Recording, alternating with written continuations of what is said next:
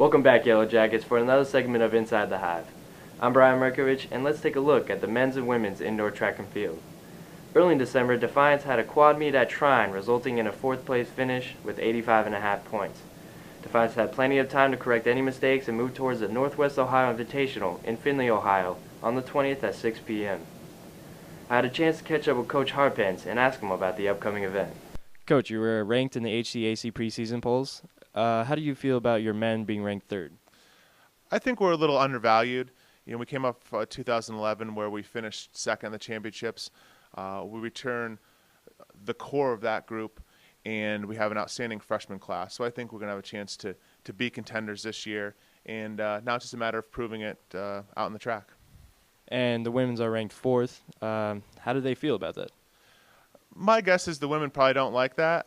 I think we're a better squad than that. We were second at the outdoor championships for the third year in a row.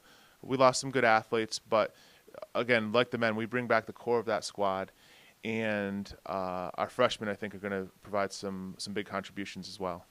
And you had a meet at Trine in December. How do you feel about that, your team's performance? I liked what I saw. December meets can always be a little bit up in the air in terms of what you might see.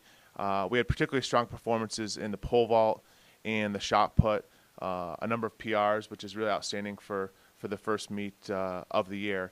And I think as we get our whole team out for our next contest, we'll really be able to see the quality and the depth of our performers.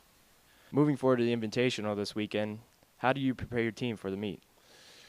Well, we're looking forward to finally getting and competing again. It'll be almost 7 weeks since our first meet. The last couple of weeks we've been back on campus and training well.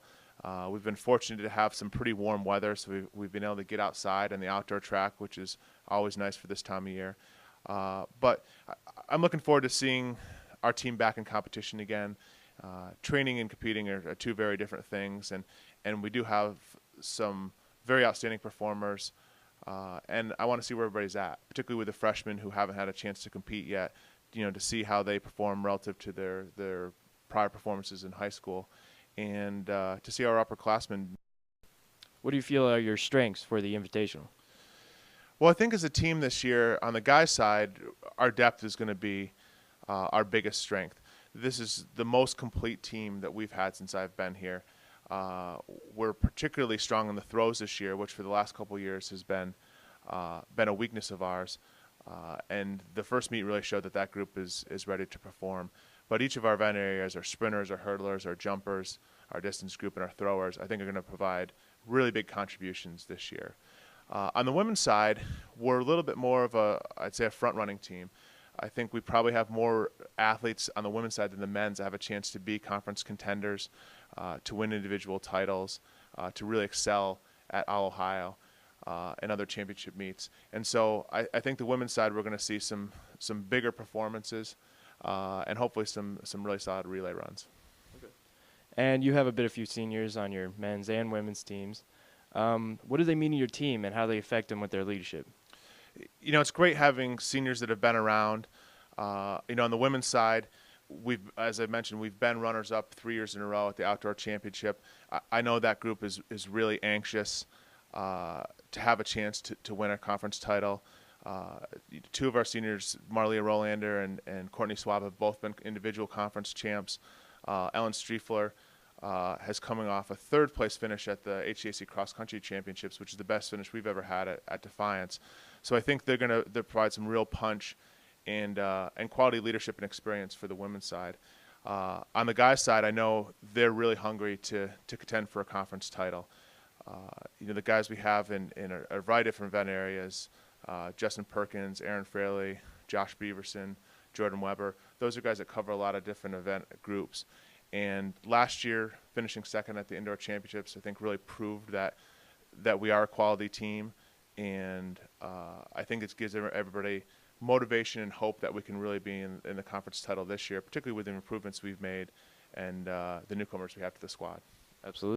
Coach, this week if you had to have lunch with one person, real or fictional, who would it be? I'd love to have lunch with my old college cross-country and track coach, Dr. Jack Daniels. He was a person that had a big influence on my coaching style and getting involved in coaching. and he was a person that had a great deal of success on the Division III level, and really turned the program I went to at Cortland State around into a national championship caliber team. And it'd be interesting to sit down with him, see how he's doing, get his input on some of the coaching decisions I'm making, and just catch up a little bit. Thank you, Coach Harpence. It is early in the season for the Defiance men's and women's indoor track and field, and we are all looking forward to seeing how their next meet in Findlay plays out. I'm Brian Mircovich with Inside the Hive. Tune in next week for another segment. But for now, stay defiant. Defiant.